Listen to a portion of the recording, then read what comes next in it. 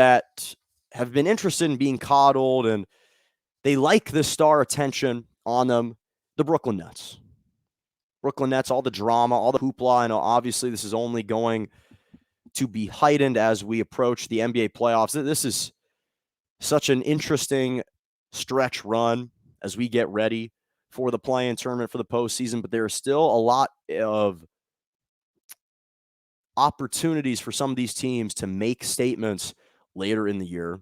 And the Denver Nuggets, sticking with the city of Denver, Denver Nuggets played host to the Brooklyn Nets, who ended their 4-game skid after coming back against the Nuggets by 21 points on Saturday night, capped off a 21-point comeback, winning 125-119. And this is against the Denver Nuggets team that has actually been playing pretty well since Jamal Murray tore his ACL. They've gone 6-3 during that stretch. Nikola Jokic has continually buffered his MVP status. So this was a good Denver Nuggets team who historically is a really tough team to beat on the road, a very gritty team, especially at home in Denver, low altitude. So this was an impressive win for the Brooklyn Nets, but this was their longest losing streak of the season. But this is what's interesting. In modern society, there are always trendy words that come about. And in today's world, the word sustain and sustainability is a very trendy word. You hear sustainability all the time when it comes to greenhouse emissions and greenhouse gases, how we're trying to limit and reduce the number of greenhouse emissions that exist in our atmosphere, right? Less polluting of the air. What's a more sustainable method moving forward? Well, Tesla, the electric car, reduces gas emissions. In the United States, the United States used to be globally the most obese country in the world. Then what happened? There was a shift in an attitude towards a healthier diet and people taking more of an interest in their personal individual health. People started eating salads, protein bars, acai bowls. And all of a sudden, this shift to a healthier diet and taking personal care in your body and your physical well-being has now drastically shifted, where the United States has dropped considerably and isn't anymore atop globally as the most obese countries. And now this approach and this attitude has promulgated and permeated throughout the entire United States. And when you look at the Brooklyn Nets, I don't know if the Brooklyn Nets will win an NBA championship this year. I don't even know if they're going to make the Eastern Conference Finals, even though I predicted that they would match up with the Lakers in the NBA Finals. I don't know if they will get there. I don't know if their style of play, of getting up and down the floor, trying to outscore teams, is sustainable. I don't know if their ability to, and their refusal to play defense till the fourth quarter and still pull out these victories and these late game heroics is sustainable. But I do know this. If there's anything that I took away from Saturday night's game, it's that game against the Denver Nuggets just shows how positively volatile and explosive this team can be on offense, and that any given night, this team can blow anyone out.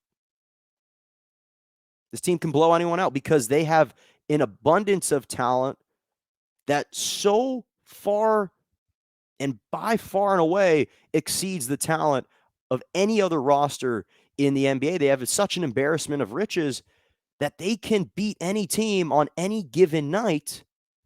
And again, I don't know if it's sustainable. It might just be in the regular season. But it works now, and it will work against at least 95% of the teams in the NBA. This was a team in the Brooklyn Nets that trailed by 21 points midway through the second quarter. They trailed by 15 points at halftime. And within the first 3 minutes of the third quarter, it was back down to a 6-point game. Durant was efficient as ever. He scored 33 points on 14 shots, 12 of 13 from the free throw line, 11 rebounds, 7 assists, efficiency, efficiency, efficiency. 14 shots, 33 points. Kyrie Irving, 31 shots on 17, or 31 points on 17 shots. He was putting on a dribbling clinic. This guy was hitting tough shots, making him seem effortless like he does time in and time out. And then you have Blake Griffin, who comes in and drops 20 points for you, makes 4 of 6 three-pointers. When Blake Griffin is hitting three-point shots, that's when you know that this team is deep. Because if Blake Griffin, who's now transformed himself into a decent to above average three-point shooter in the NBA, if he's hitting these wide open three-pointers and you're playing without James Harden and Timothy Luwawu-Cabarrot, those two guys didn't play, and he's giving you 20 points. Jeff Green nearly posterized JaVale McGee, turning back the time. Jeff Green, a journeyman who's been in the NBA what feels like for 1,000 years. He's played for, it seems, every single team in the NBA. He's turned back the clock. He's 34 years old. He drops 15 points. He's efficient. He's effective. He's aggressive. Shows tremendous humility every single place he goes. When he's a big contributor too, again, it just shows how deep this team is. I don't know if it's sustainable. I don't know. I don't know if everyone in the United States will continue this health clinic that everyone is going on. I don't know if everyone's going to continue to eat well, if we will eventually go back to everyone consuming fast food. I'm not sure. I don't know if it's sustainable, but I can tell you right now it's working. It's working right now. And this team is just on a certain train right now with their offense. It's just so potent that any given night, one of their 3 best players can drop 40 to 50 points on you easily. And they could each drop 30 points in the same playoff game.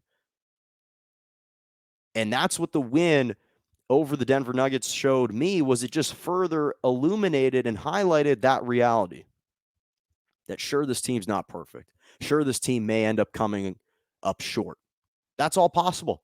Again, I don't know if playing no defense in the postseason when teams clamp down is sustainable. But if you watch that game and you see the type of star power that they have, it further sends that message. You're going to have to beat us by 40 points to blow us out of the waters. A 21-point lead isn't nearly enough. And it sets up what could be a really potentially interesting matchup in the first round, because now the Nets, again, are jockeying with the Milwaukee Bucks for the number 2 overall seed. They're half a game up on the Milwaukee Bucks in the win column. They've got the same record in the loss column, and they could face the Miami Heat or the Boston Celtics in the first round, which would both be riveting first-round matchups